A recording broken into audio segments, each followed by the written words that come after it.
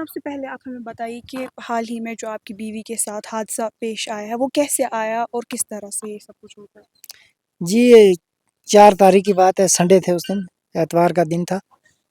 تو اس نے کچھ تقریباً 4 بجے کے قریب یہاں چائے بنائی، تو روٹی بھی پکائیں، تو میں اور ایک دوسرا آدمی ہم یہاں اور 2 میری بیٹیاں ہم یہاں چائے پی ہم نے۔ تو وہ کہنے لگی میں چائے واپس آ کے پیوں گی، ہماری بکری 2 تھی جو دودھ کے لیے رکھی ہوئی تھی، وہ نکل گئی ادھر، تو وہ ان کے ساتھ چلا گیا۔ ہم نے تقریباً چائے پیے اور بس ایک دوسرا بندہ تھا، وہ اس نے کہا کہ میرا بی پی ہائی ہو گیا، تو میں کچھ ٹیبلٹ لینے کے لیے جاؤں گا۔ تو جیسے ہی ہم باہر نکلے تو میں نے دیکھا 2 بکریاں میری وہ تھی، وہ بھاگتی آ رہی، مگر وہ نہیں ہے ساتھ۔ پھر میں نے 1 منٹ تک انتظار کیا، دیکھا تو کوئی نہیں آیا، تو پھر اتنے میں یہاں سے دوڑ گیا۔ میں دوڑا تو پہلے میں نیچے نہر کی طرف گیا، یہاں 2 پوڑیاں، نیچے پوڑی گیا، پھر میں آگے گیا کیونکہ اس دن بارش ہو رہی تھی، تو میں نے سوچا کہ ہو سکتا ہے کسی جگہ یہ واٹر پارک کے ساتھ یا کسی جگہ الیکٹریسٹی نہ ہو، تو پھر میں دوڑ کے اوپر گیا۔ جب میں اوپر گیا تو میں نے دیکھا وہاں بھی کوئی نہیں۔ پھر میں نے سوچا وہ نیچے نہر پر آگے چلی گئی شاید۔ میں جو ہی واپس ہوا تو میں نے دیکھا ایک آدمی اس کو مار رہا ڈنڈے سے، مگر وہ اس کی خون میں لت پت ہے، کپڑے کوئی نہیں ہے، تو اس کو وہ بندہ مار رہا۔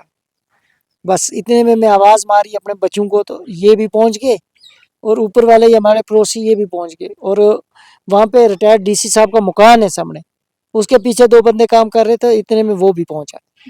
تو پھر ہم نے وہ بندے تو بھاگ گئے، پھر ہم نے ایسا کیا کہ ہم نے سوچا اگر ہم ان کو پکڑیں یا کچھ کریں تو تب تک یہ مر جائے گی۔